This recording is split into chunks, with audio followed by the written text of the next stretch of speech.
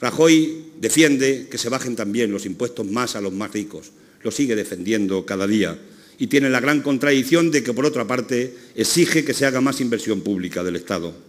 Rajoy solo tiene una propuesta, y es llenar España con una inmensa gaviota cagona que, centrados en nosotros, nos puede llenar de lo que ya sabéis perfectamente nuestras caras.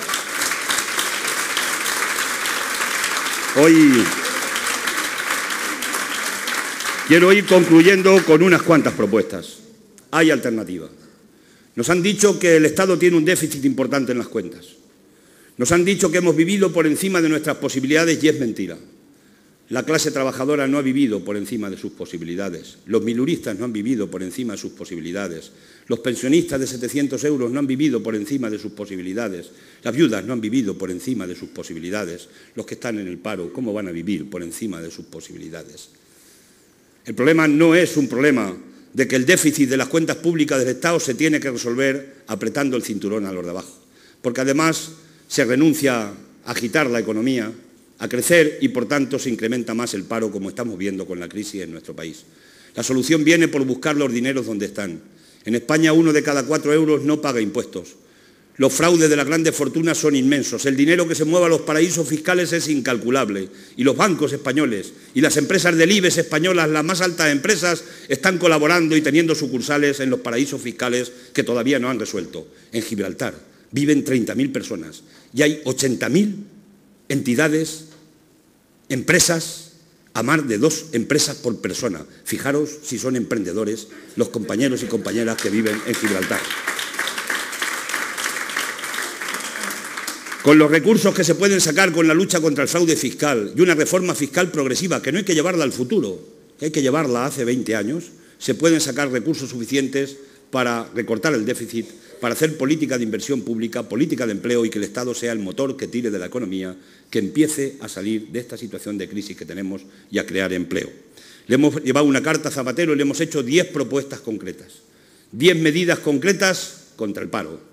No nos ha contestado todavía las 10 propuestas. Hoy aquí en Extremadura le hemos vuelto a lanzar 3 propuestas, que se las vamos a mandar mañana, ya las tiene, pero se las vamos a reiterar. Una propuesta que es crear 400.000 puestos de trabajo con 10.000 millones de euros. Empleos verdes, 150.000 empleos. No me entretengo a desgranarlos. Plan forestal, 200.000 empleos. Y un plan de impulso social para escuelas infantiles y la ley de dependencia, porque en la ley de dependencia dan dinero para que cuidemos a nuestros mayores cuando no se pueden valer. Dan una ayuda. Pero la ley de dependencia, lo que planteaba en su origen en el libro blanco, era crear 300.000 puestos de trabajo para que no tenga que ser la mujer la que se quede con una ayuda y sin cotizar a la Seguridad Social y se cree empleo para cuidar a la gente dependiente. Esperemos que Zapatero nos conteste a estas políticas de empleo en lugar de venir a lanzar de nuevo cortinas de humo con esa idea de incrementar los de las becas. No queremos más becarios, ya tenemos muchos becarios en España. Queremos becarios con alta en la Seguridad Social para que no se aprovechen las empresas de estos becarios y no le den alta en la Seguridad Social y estén sustituyendo puestos de trabajo estables con los becarios que no le dan de alta en la Seguridad Social. Esperemos que nos responda. Le dijimos hace 3 días que hiciera un gesto. Sabéis que tiempo ha, los ciudadanos decían a los dioses que hicieran un gesto para saber que los dioses existían. Pues nosotros le hemos dicho a Zapatero que haga un gesto para saber que existe un poquito de conciencia social todavía en sus políticas, que le queda un poquito de conciencia y de política social.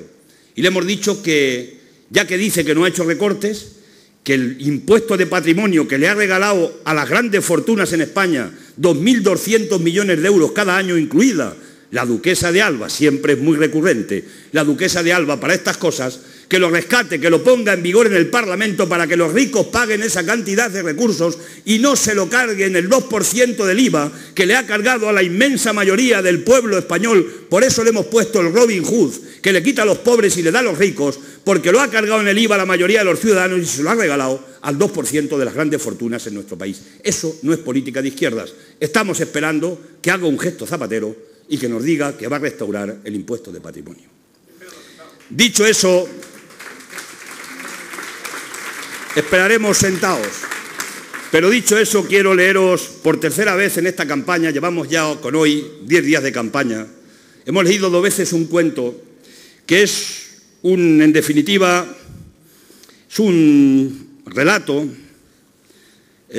transcrito de Tom Douglas, 1904-1986, que fue candidato a la presidencia de Canadá. Lo hemos adaptado, es una parábola, y lo hemos adoptado en versión libre, adaptado a la realidad española del siglo XXI. El cuento se llama, es breve, se lo podéis leer luego algún día a vuestros hijos. Se llama Tierra de ratones. Dice, esta es la historia de un país llamado Tierra de ratones. Un país donde los ratones crecían y jugaban, donde nacían y morían. Vivían de una manera muy parecida a como vivimos nosotros y nosotras. Incluso tenían un parlamento, una asamblea y unos ayuntamientos. Y cada 4 años hacían una elección para ver quién sería el alcalde o el presidente. Iban a los colegios electorales y votaban como votamos nosotros y votaremos el 22 de mayo. Iban a las urnas y elegían un gobierno de gatos negros y gordos.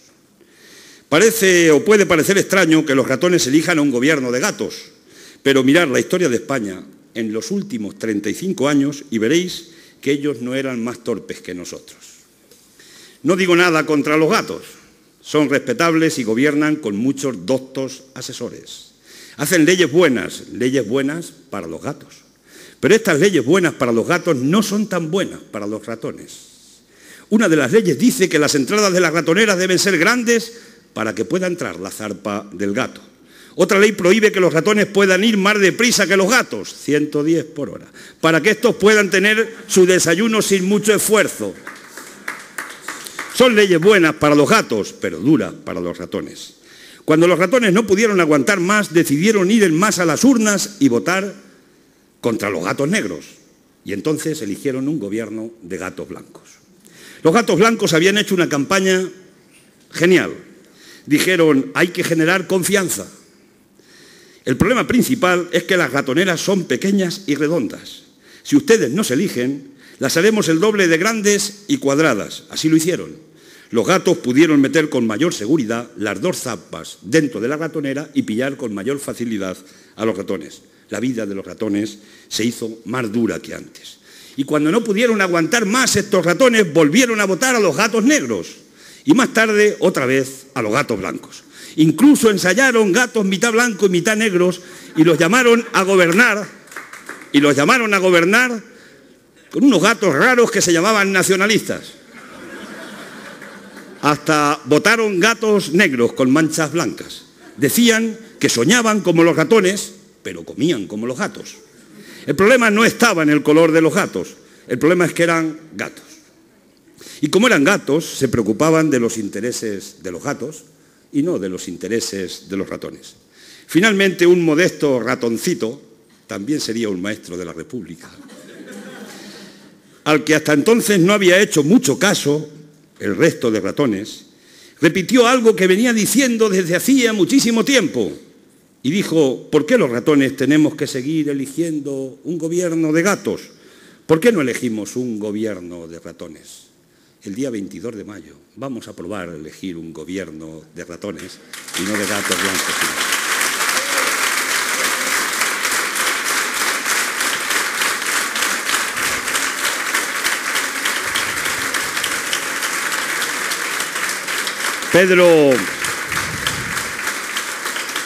Pedro, Víctor, Margarita y los demás compañeros y compañeras que vais a estar en las instituciones, seguiréis pasando momentos duros en la vida, días con ganas de tirar la toalla, como hemos vivido muchos días con ganas de tirar la toalla, pero somos la gente más comprometida, nosotros, los compañeros, compañeras, los simpatizantes, los amigos, la gente que está en los movimientos sociales, en los sindicatos, somos la gente más comprometida de la historia. Y la historia siempre se cambió gracias a la gente más comprometida, nunca gracias a los indiferentes y mucho menos gracias a los oportunistas.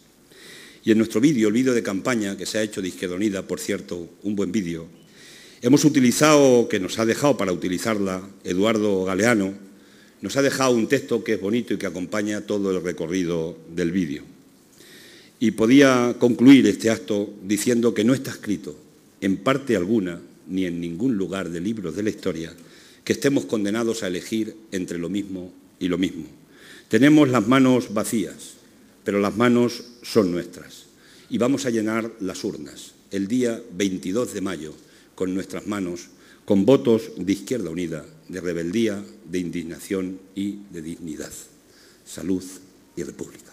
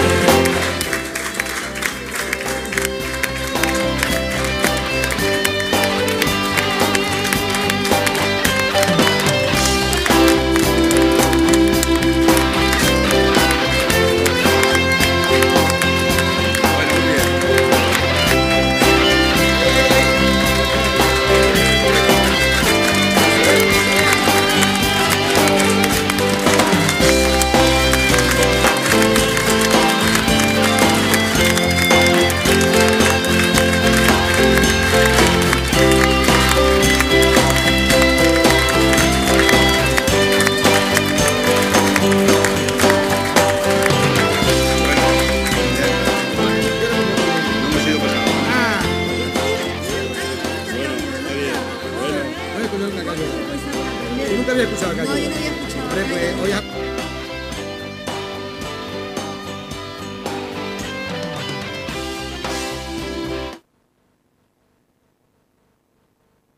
Pues, hoy sin la memoria de la dignidad.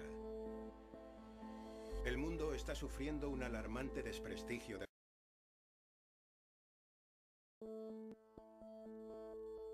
En el desigual combate contra el miedo, en ese combate que cada uno libra cada día, ¿qué sería de nosotros sin la memoria de la dignidad?